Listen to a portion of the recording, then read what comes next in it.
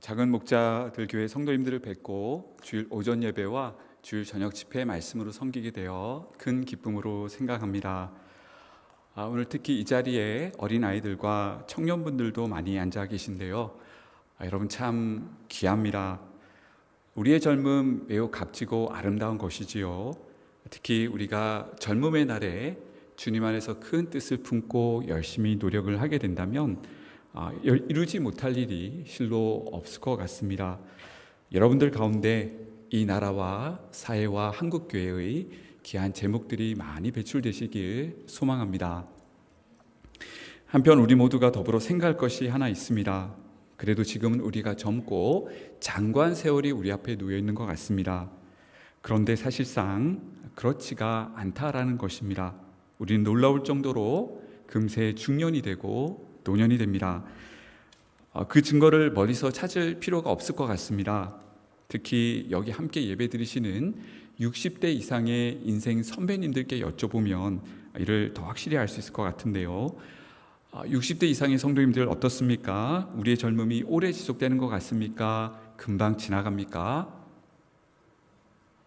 네, 더 이상 증거가 필요가 없습니다. 바로 이것이 우리의 현실입니다. 지금은 잘 체감되지 않을 수 있지만 우리 인생은 야고보서 4장의 말씀처럼 잠깐 보이다가 사라지는 안개와 같습니다. 실로 속히 지나갑니다. 이런 의미에서 성경은 누가 지혜로운 사람이라고 말할까요? 특히 이 주제를 깊이 있게 다루는 것이 구약의 전도서인데 오늘 오전은 전도서 말씀을 통해 고단한 삶을 살아가는 우리에게 하나님께서 주시는 삶의 지혜와 은혜를 발견하게 되기를 소망합니다. 우선 전도서는 우리가 짧은 인생을 살다가 떠나는 존재라는 전제로부터 시작을 합니다. 그 내용이 전도서 1장에 나와 있는데요. 우리 한 절씩 교독해 보도록 하시겠습니다. 제가 먼저 시작하겠습니다. 전도자가 이르되 헛되고 헛되며 헛되고 헛되니 모든 것이 헛되도다.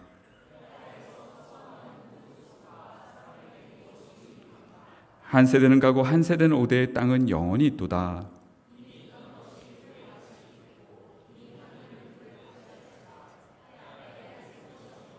함께 읽겠습니다. 이전 세대들이 기억됨이 없으니 장래 세대도 그 후 세대들과 함께 기억됨이 없으리라. 아멘. 본문의 화자는 솔로몬 왕인데요. 솔로몬 왕이 지금 전도자로 등장하여 우리의 삶이 어떠한지를 묘사합니다. 우선 2절에서 모든 것이 헛되게 공허하게 느껴진다 말합니다. 그래서 3절에서는 해 아래 사는 우리의 모든 수고가 무익하게 느껴진다 말합니다. 여러분 왜일까요? 4절부터 그 이유를 설명합니다. 이 땅은 계속 존속하는데, 다시 말해 서울이란 지역은 그대로 있는데 우리만 잠시 있다가 사라지기 때문이라는 것입니다. 여러분 그렇지요? 과거 우리를 낳으시고 기르신 부모님은 연로해지셨거나 이미 주님 곁으로 가셨습니다. 이제 우리가 부모 세대가 되었거나 될 것인데 우리도 앞선 세대의 전철을 그대로 밟게 될 것입니다. 우리도 속히 늙어 세상을 떠나고 다음 세대가 우리를 이어갈 것입니다. 결국 이 땅은 그대로인데 우리만 빠르게 왔다가 사라지는 빠른 순환 사이클만 있다라고 본문은 말하고 있는 것입니다. 9절에서는 이 순환 가운데 새로운 것도 별로 없다고 말합니다. 과거 부모 세대의 희로애락과 실수와 실패 경험을 후 세대인 우리가 동일하게 반복합니다. 예를 들어 사춘기 때의 방황, 입시와 취업 때문에 마음 졸이며 고군분투한 시간들, 결혼을 앞둔 예비 신랑 신부의 그 설레이는 마음, 이후 자녀를 낳고 자녀 양육 때문에 잠 못 이루는 시간을 가지며 내 집 마련을 위해 허리띠를 졸라매고 이후 다가오는 질병과 죽음이라는 현실 앞에서 갖는 그 고뇌 시간들을 과거 선배들도 겪었고 우리도 겪었거나 겪을 것이며 후 세대들도 동일하게 겪게 된다는 것입니다. 더 놀라운 사실은 11절에 따르면 후 세대들이 이전 세대들을 잘 기억해 주지 않는다라는 점입니다. 세대가 거듭 지나가면 갈수록 우리는 잊혀지는 존재가 되고 만다라는 것입니다. 이처럼 전도자는 빠르게 공허하게 죽음을 향해 날아가는 우리의 인생을 고찰합니다. 그리고 전도서 내에서 반복적으로 외칩니다.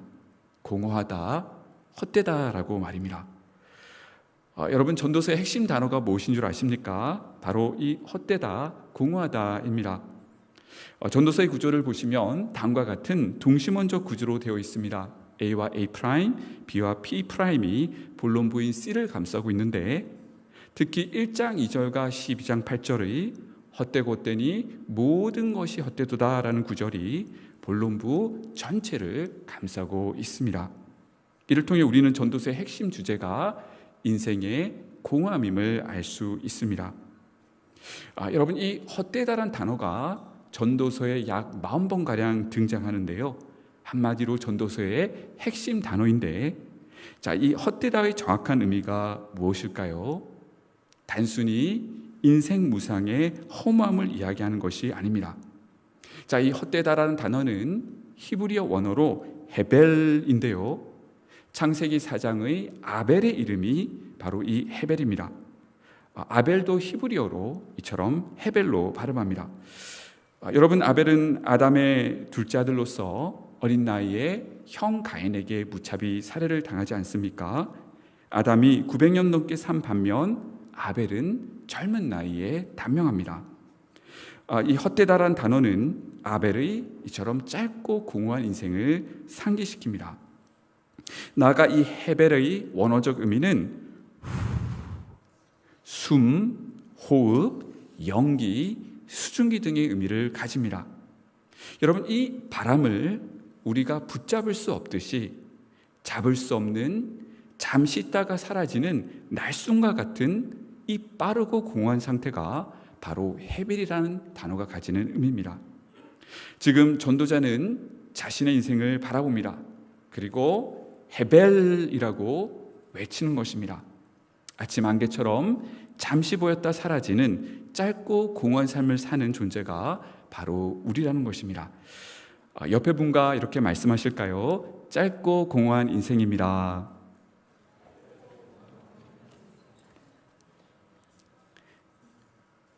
그럼 두 번째로 생각할 것은, 왜 전도자는 우리의 삶이 이처럼 공허하다라고 말하는 것일까요?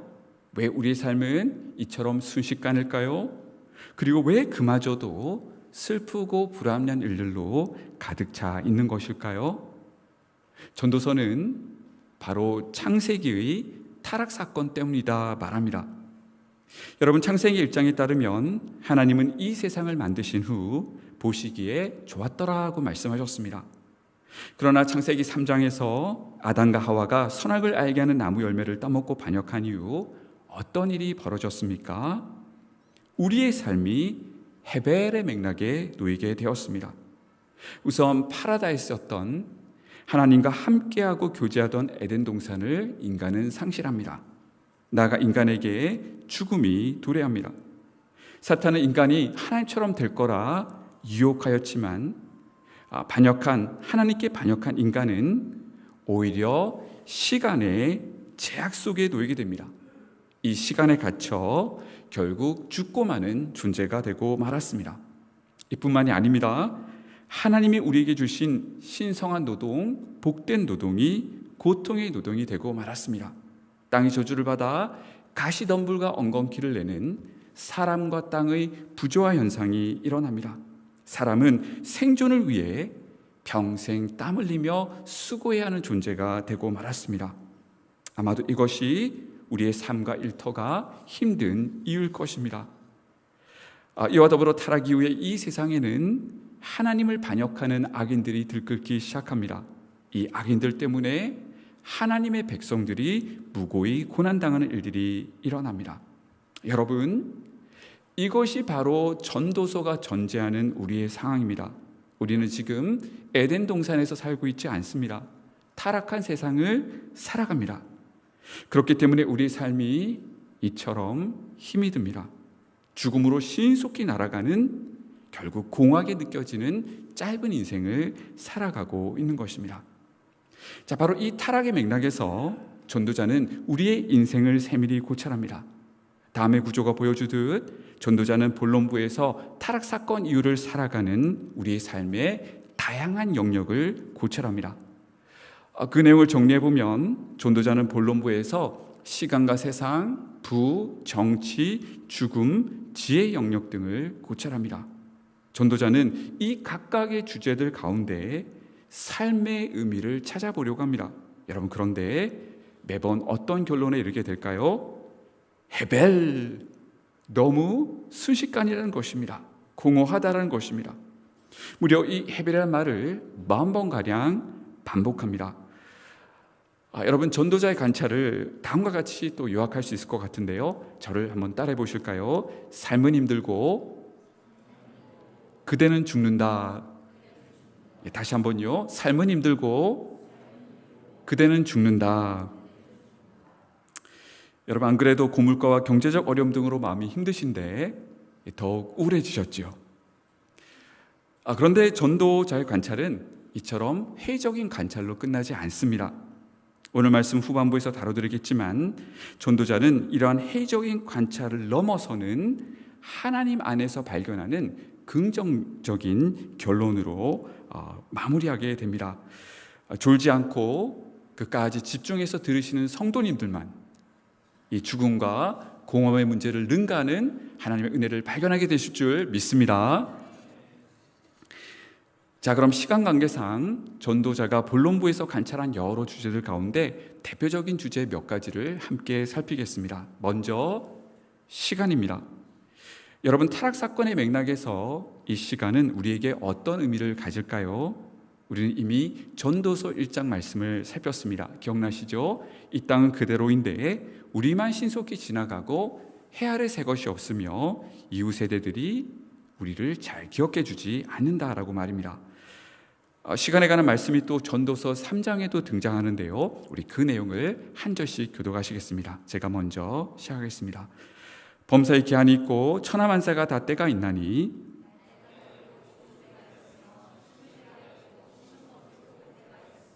죽일 때가 있고 치료할 때가 있으며 헐 때가 있고 세울 때가 있으며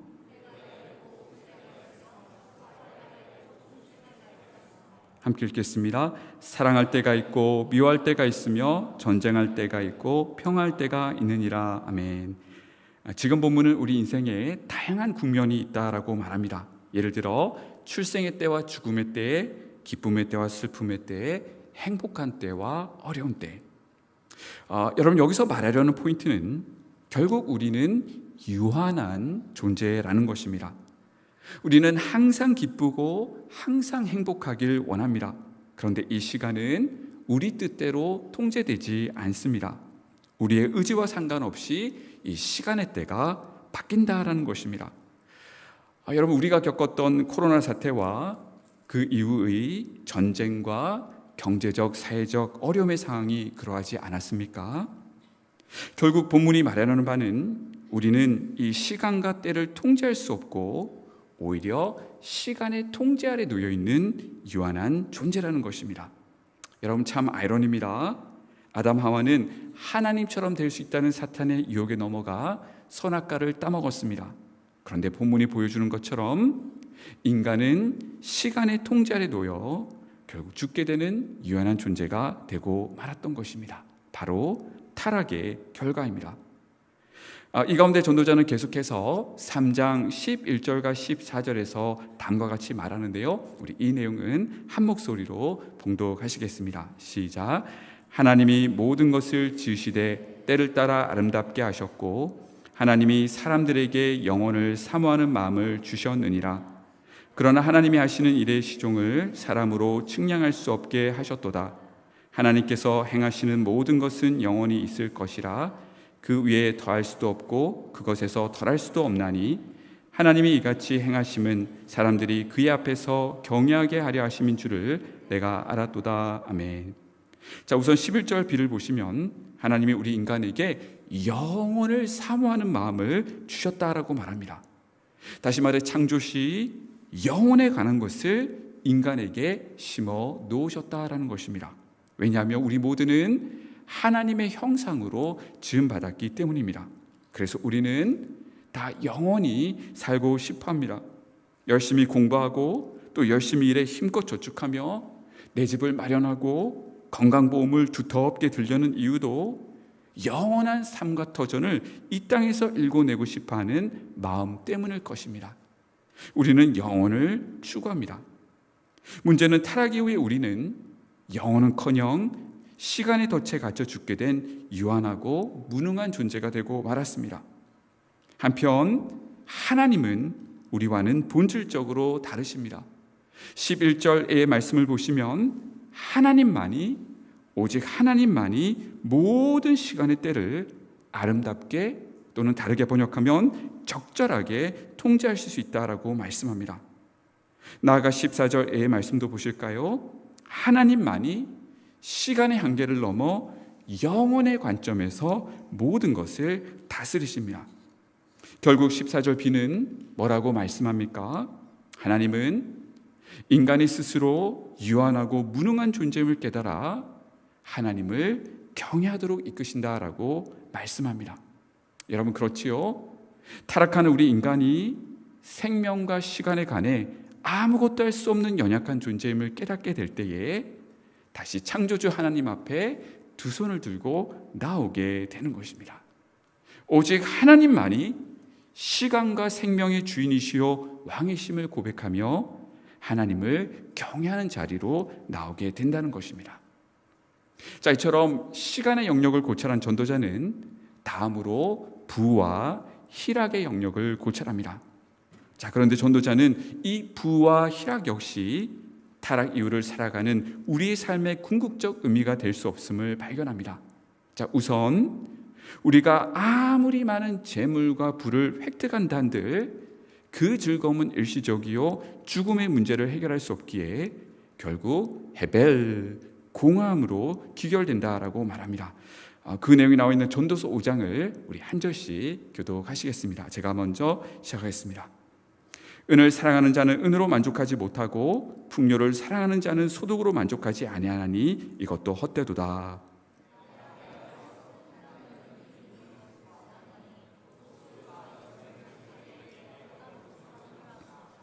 그가 모태에서 벌거벗고 나왔은즉 그가 나온 대로 돌아가고 수고하여 얻은 것을 아무것도 자기 손에 가지고 가지 못하리니 분노가 그에게 있느니라. 아멘. 여러분 성공해서 부자가 되고 싶으시죠? 그런데 본문은 그 많은 부가 인생의 죽음과 공허의 문제를 근본적으로 해결하지 못한다 말합니다. 먼저 오해하지 마실 것은 본문이 우리가 열심히 일하고 미래를 준비하고 또 경제활동을 영위하는 그 자체를 금하는 내용이 아니라는 것입니다. 잠언과 같은 말씀은 우리가 오히려 게으르지 아니하고 성실히 공부하며 미래를 준비하고 나아가 가족을 책임감 있게 부양하며 가난한 자들에게 선행을 베푸는 것이 성도의 마땅한 바라 말씀합니다. 한편 이 전도서 본문이 경계하는 바는 과도하게 부를 의지하는 행위입니다. 다시 말해 많은 부를 통해 삶의 의미를 찾으려는 것입니다. 여러분 속히 지나가는 우리의 인생 그 많은 재물이 해결책이 될 수 있을까요? 전도자는 이것도 헤벨이라고 말합니다. 예를 들어 15절을 보시면 우리가 한평생 아무리 많은 부를 모은다 한들 속히 오는 죽음 앞에서는 단돈 1,000원도 가져가지 못한다라고 말합니다. 더욱이 과도하게 부를 추구하는 사람의 패단이 17절에 잘 묘사되어 있습니다. 일평생을 어두운 데서 먹으며 많은 근심과 질병과 분노가 그에게 있느니라.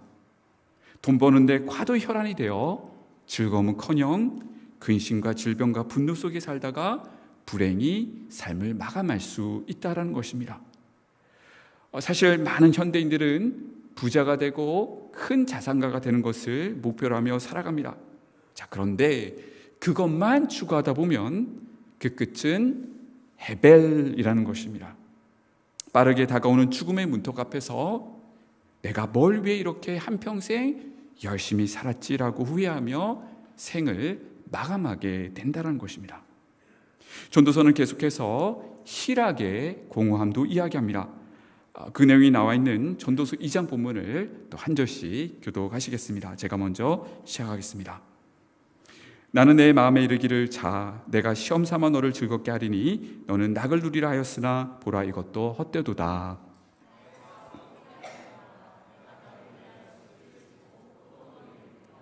무엇이든지 내 눈이 원하는 것을 내가 금하지 아니하며 무엇이든지 내 마음이 즐거워하는 것을 내가 막지 아니하였으니 이는 나의 모든 수고를 내 마음이 기뻐하였음이라. 이것이 나의 모든 수고로 말미암아 얻은 몫이로다.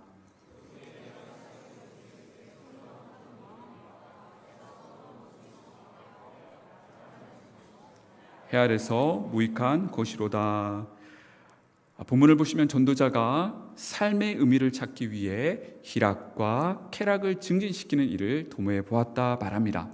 화려한 집을 짓고 동산과 포도원과 과수원을 만들고 눈이 원하는 것을 다 시도해 보았다 말합니다. 요즘식으로 표현하자면 이 세상의 산의 진미는 다 먹어보고 좋은 집과 값비싼 외제차도 구입해 다 몰아보며 각종 명품들과 더불어 세계 각지를 다 여행해 보았다, 이런 표현이지 않을까요?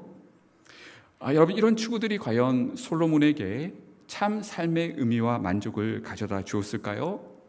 자, 먼저 10절을 보시면 솔로몬은 이 희락의 추구가 일시적인 기쁨을 주었다 말합니다. 그런데 11절에 따르면 시간이 지나고 보니 그 기쁨도 잠시 결국 공허함과 죽음의 문제가 그대로 남아 있더라는 것입니다. 모든 노력이 바람을 잡는 것 같이 무익하게 느껴졌다라고 고백합니다.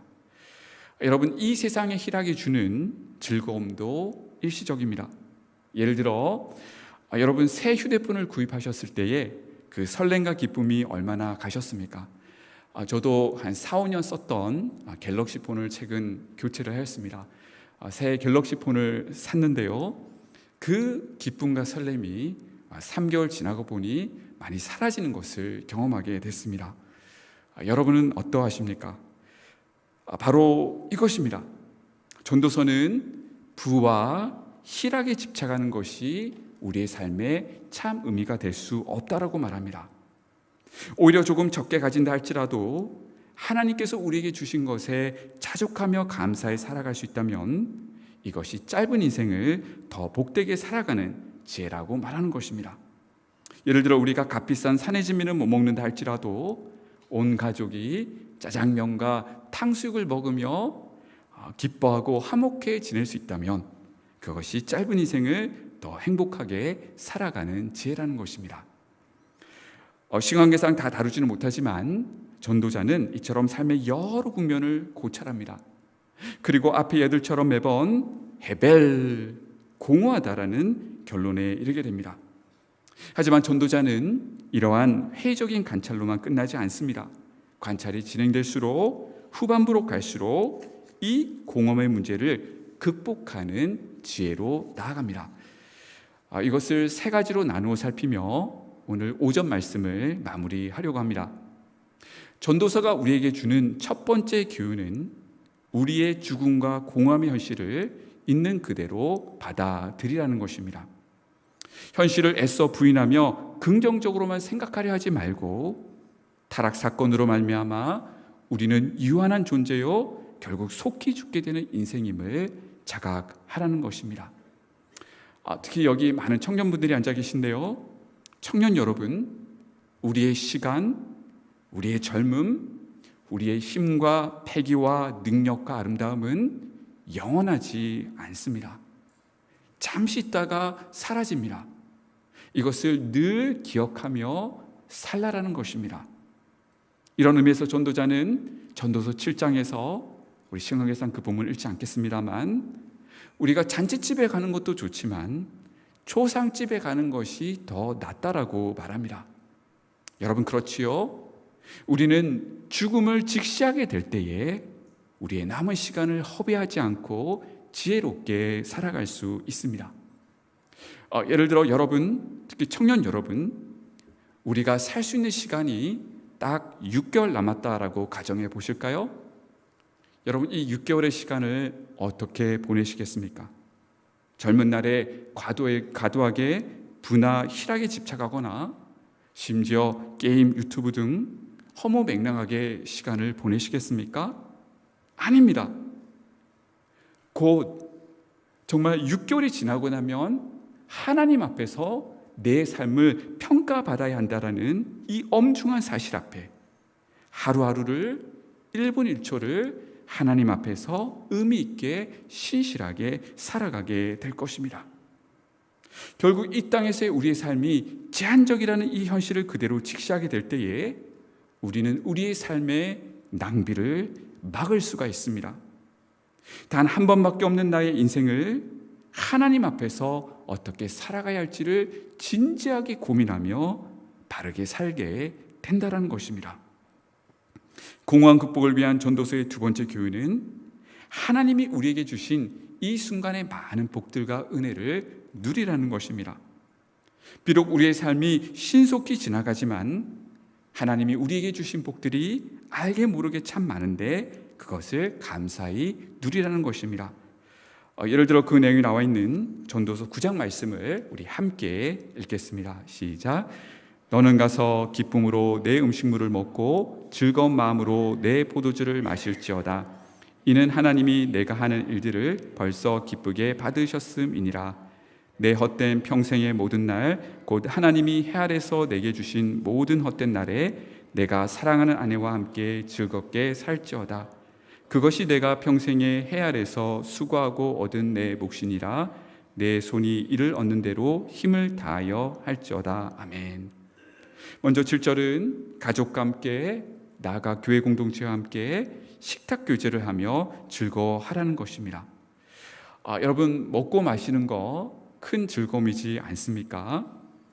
특히 아침에 뿔뿔이 흩어졌던 가족분들이 저녁에 돌아와 한 상에 둘러앉아 식사하며 담소 가운데 서로 격려하며 위로하는 사랑의 교제를 나누는 그 시간, 그 장소가 바로 창조주 하나님께서 우리에게 의도하신 복의 자리라는 것입니다. 성도님들, 행복은 멀리 있지 않습니다. 우리 가족과 함께하는 저녁 밥상의 자리가 바로 행복의 자리입니다. 나아가 우리 교회 공동체와 함께 먹으며 교제하는 시간이 바로 행복의 자리인 것입니다. 계속해서 9절은 하나님께서 나에게 허락하신 배우자와 우리 자녀들과 함께 즐겁고 행복하게 살아가는 것이 우리 인생의 분복이다 말합니다. 그리고 10절은 하나님께서 나에게 허락하신 직무와 일터 가운데 감사하며 맡겨주신 일들을 하나님 중심의 삶 가운데 성실히 기쁨으로 감당하는 것이 분복이다라고 말합니다. 여러분, 행복은 돈도 아니고 성적순도 아닙니다. 어떻게 보면 너무 사소해 볼 수 있는 하나님이 나에게 주신 가정, 교회 공동체, 일터 가운데 감사할 수 있다면 그것이 짧은 우리의 삶을 가장 복되게 살아가는 것이다 라고 말하고 있는 것입니다. 여러분, 옆에 있는 분들을 우리 사랑의 눈빛으로 바라보시며 이렇게 고백하실까요? 당신은 하나님이 나에게 주신 최고의 복입니다.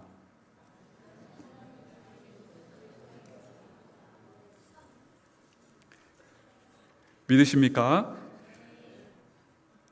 여러분, 여기서 우리는 중요한 원리 한 가지를 발견합니다. 전도서가 말하는 공허함을 극복하는 첫 번째 방법이 뭐라고 했습니까? 죽음과 공허함의 현실을 있는 그대로 받아들이는 것. 그리고 두 번째 방법으로 하나님이 주신 복들을 감사히 누리라고 했습니다. 여러분, 이 두 가지는 반드시 함께 가야 합니다. 이것을 전문적인 용어로 메멘토 모리와 까르페 디엠으로 표현할 수 있습니다. 메멘토 모리, 죽음을 생각하라입니다. 다음으로 까르페 디엠, 오늘을 붙들라 누리라입니다. 전도서는 이 두 가지가 반드시 함께 가야 한다라고 말합니다. 여러분, 전도서의 흐름을 보시면 우선 타락 사건으로 인한 하나님 없는 우리 인생 국면의 공허한 부분을 이야기합니다. 죽음을 이야기합니다. 그런데 전도서는 이것으로 끝나지 않습니다. 공허한 인생을 그대로 인정하면서 동시에 하나님이 주신 하루를, 은혜를 누리라는 겉면으로 끝납니다. 여러분, 전자의 공허함과 죽음만 강조하다 보면 우리는 우울해집니다. 한편 후자의 누리는 것만 강조하다 보면 우리는 낙천적인 오류에 빠지거나 방탕해서 세월을 낭비할 위험이 있습니다. 따라서 전도서는 이 두 가지가 반드시 함께 가야 한다라고 강조합니다. 죽음과 공허의 현실을 있는 그대로 인지하는 가운데 동시에 그 가운데 주신 하나님의 은혜를, 복을 항상 누리는 삶을 살아야 한다는 것입니다. 참고로 우리가 하나님의 은혜와 복을 누려야 한다는 것은 창세기 1, 2장을 반영한다라고 볼 수가 있겠습니다. 하나님이 창조 가운데 원래 계획하신 그 복과 은혜를 누리는 삶을 살아야 한다는 것입니다. 한편 죽음과 공허의 현실을 인지한다는 것은 바로 창세기 3장의 타락 사건의 결과를 기억하며 살라는 말이 될 것 같습니다. 이제 마지막으로 공허함을 극복하는 전도서의 세 번째 교훈은 오직 창조주 하나님만 경외하고 의지해야 한다는 것입니다. 다시 말해 해 아래의 관점으로 이 땅의 공허한 현실을 바라볼 것이 아니라 해 위의 관점, 즉 하나님 안에서 우리의 소망과 희망을 발견해야 한다는 것입니다. 여러분, 왜일까요? 오직 하나님만이 우리의 죽음의 문제를 해결해 주실 수 있기 때문입니다. 그분만이 영원하신 분으로서, 그분만이 우리의 영원한 피난처시요 의지시요 나아가 영원한 생명과 거처를 우리에게 주실 수 있기 때문입니다. 이런 의미에서 전도서의 제일 마지막 구절이며 전도서의 정점이며 결론이라고 할 수 있는 전도서 12장 13절 14절은 오늘 우리에게 이렇게 권면합니다. 오늘 본문의 말씀이기도 한데요, 우리 다시 한번 읽겠습니다. 시작. 이래 결국을 다 들었으니 하나님을 경외하고 그의 명령들을 지킬지어다. 이것이 사람의 전부이니라. 하나님은 모든 행위와 모든 은밀한 일을 선악간에 심판하시리라. 아멘. 우선 14절에서 하나님께서 심판하신다라고 말씀합니다. 지금까지 우리가 살핀 전도서의 맥락에서 살펴보게 되면 우리는 초능과 같은 짧은 삶을 살다가 주님 앞에 서게 되는 존재라는 것입니다. 짧은 인생, 그리고 주님 앞에 서게 되는 것, 이것이 우리라는 것입니다. 이런 맥락에서 13절은 우리가 어떻게 살아야 한다라고 말하고 있습니까? 특히 노란색으로 되어 있는 부분이 히브리어 원어에서 직역한 것인데요, 13절에서는 하나님을 경외하고 그의 명령들을 지키는 것, 이것이 사람의 전부다라고 말씀합니다. 여러분, 이 말씀의 의미가 무엇일까요? 창세기 3장에서 인간은 하나님처럼 되려고 반역하며 불순종했습니다. 그 결과 전도자의 관찰이 잘 보여주듯 인간은 시간에 갇혀 죽게 되는 공허함의 헤벨의 맥락 속에 놓인 존재가 되었습니다. 비참함에 놓이게 되었습니다. 하지만 전도서는 이것이 참 인간의 모습이 아니라고 말씀합니다.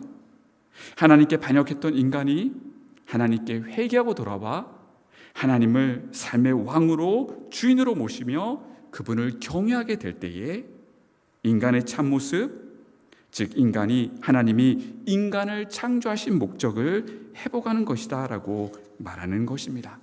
이것이 사람의 전부다라는 것입니다. 하나님은 이처럼 하나님께 회개하고 돌아와 믿음 안에서 창조 목적대로 살아가려는 하나님의 자녀들을 마침내 영원한 천국으로 이끄실 것이고 영원한 생명을 부여하실 것입니다. 할렐루야. 마지막으로 신약시대를 살고 있는 우리들은 전도서의 저자가 충분히 말하지 않는 영광스러운 날을 경험하고 있습니다.